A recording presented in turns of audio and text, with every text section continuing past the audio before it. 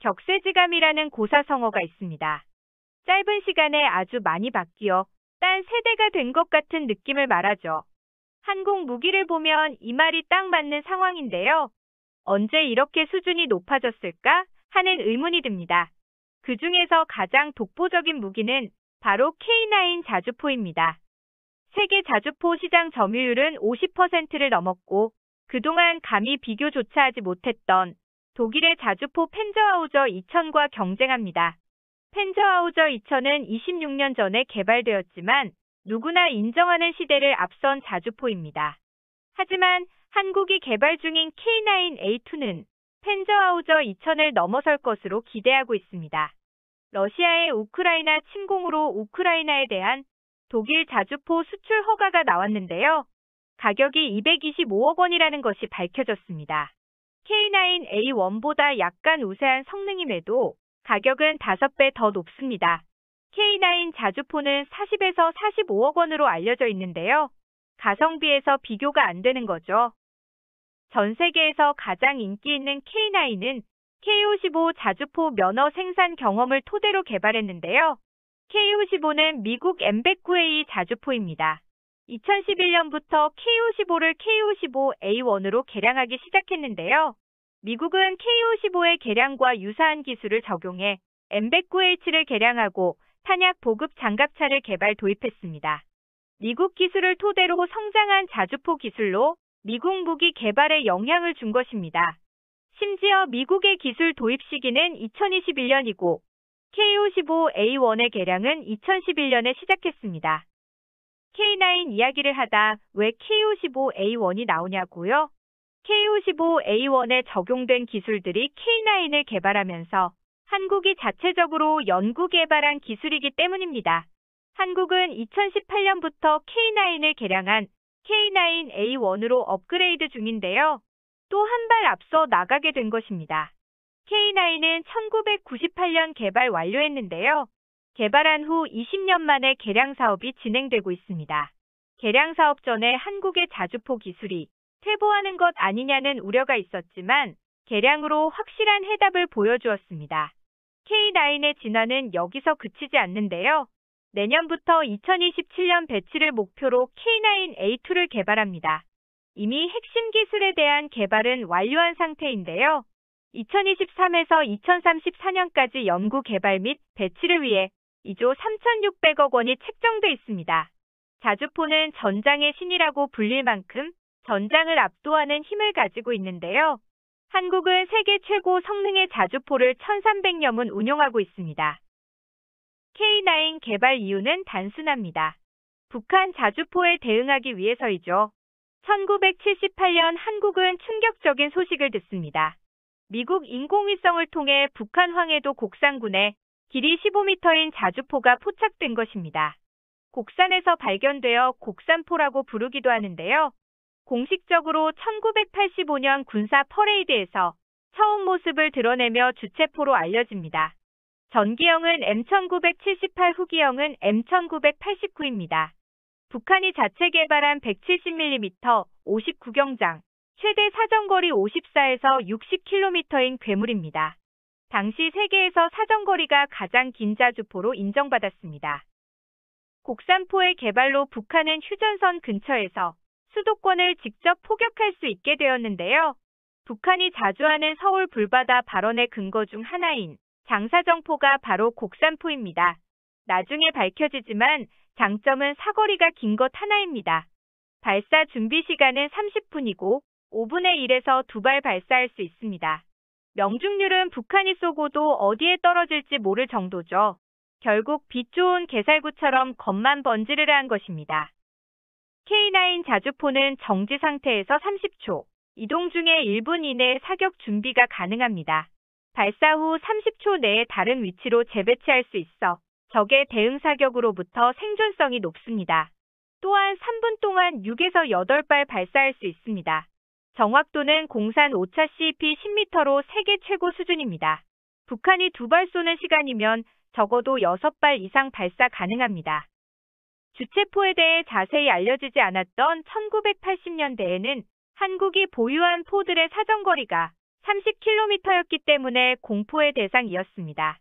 1986년 도입한 K55 자주포 사정거리도 겨우 24km에 불과했기 때문에 새로운 포병 체계가 필요했습니다. 국방과학연구소는 1983년부터 미래 포병을 위해 데이터를 수집 분석했습니다. 1984년에는 테스트를 위한 자동 장전 시스템을 구축하는 등 미래를 위한 준비를 차곡차곡 했습니다.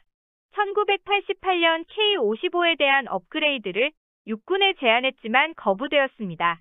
엎어진 김에 쉬어간다는 말과 달리 국과연은 K55 자주포의 155mm 39구경장으로는 원하는 사정거리를 얻지 못하기 때문에 새로운 자주포를 개발하기로 결심합니다. 엎어졌는데 다시 일어나 달려가는 것이죠. 한국인의 불굴의 의지가 발동한 것입니다. 수많은 우여곡절 끝에 K9은 1998년 10년 만에 개발 완료됩니다. 독일에 이어 세계에서 두 번째로 52구경장 자주포를 개발한 것입니다. 구경장은 포의 길이를 포의 구경으로 나눈 것입니다. 포의 구경이 155mm, 포의 길이가 8.06m이면 구경장은 52가 됩니다. 구경장이 클수록 사거리가 증가합니다. 자주포는 후방에서 화력 지원을 하는데요. 당연히 사거리가 굉장히 중요합니다. 사거리가 길면 작전 범위가 넓어지고 보다 후방에서 안전하게 화력 지원이 가능해집니다. 세계 각국은 사거리 연장을 연구하고 있습니다. 자주포의 사거리는 구경장과 포탄에 달려 있습니다. 구경장이 클수록 사거리는 늘어나는데요.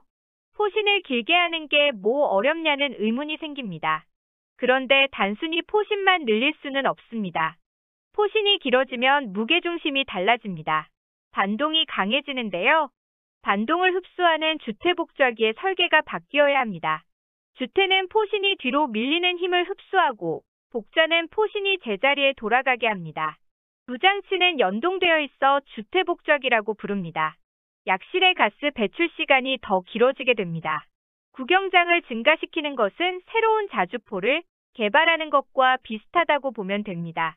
따라서 대부분의 국가들은 구경장 증가보다는 새로운 포탄 개발에 집중하고 있습니다.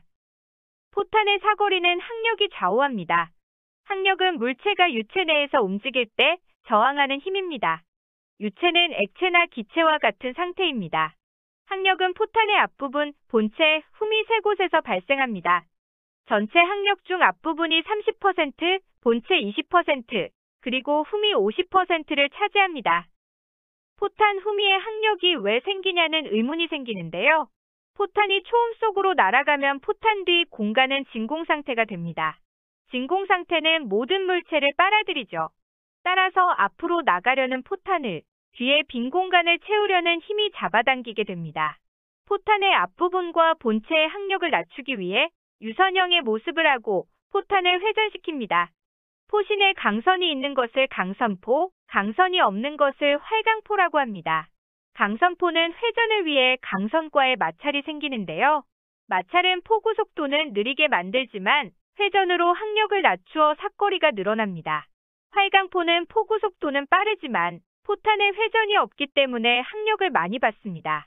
따라서 단거리 대포에 적용됩니다. 전차는 활강포를 주로 사용하고 자주포는 강선포를 주로 사용하는 이유죠. 항력을 낮추기 위해 만든 포탄이 항력감소장치 BBU를 장착한 항력감소탄 BBP입니다. BBU는 항력감소제를 연소시켜 가스를 생성하고 가스를 진공상태인 포탄의 뒤 공간로 배출합니다. 진공상태인 뒤 공간을 가스로 채워서 항력을 감소시키죠. 항력감소탄은 BB탄이라고 합니다. 포탄에 로켓을 장착한 탄을 보조로켓 포탄 RAP라고 합니다. 로켓 엔진은 포탄에서 차지하는 공간이 많아 포탄의 폭약이 줄어들게 됩니다. 포탄의 위력이 감소되죠. BB탄과 RAP를 결합한 복합 추진형 포탄이 있습니다. 선진국들이 가장 집중하고 있는 포탄인데요. 한국은 2020년 개발을 완료했고 2022년 양산에 들어가는 것으로 알려져 있습니다. K9 사거리를 54km로 만드는 포탄이죠. 보조로켓 포탄, 항력감소탄, 복합추진탄은 사거리 연장탄이라 부릅니다. 한국은 K9A1으로 세계 최고의 자주포를 보유하고 있지만 이에 멈추지 않고 지속적인 개량과 포탄 개발로 세계 자주포를 선도하고 있습니다. K9의 질주가 멈추지 않기 바라며 마칩니다. 시청해 주셔서 감사합니다. 구독과 좋아요는 저에게 힘이 됩니다.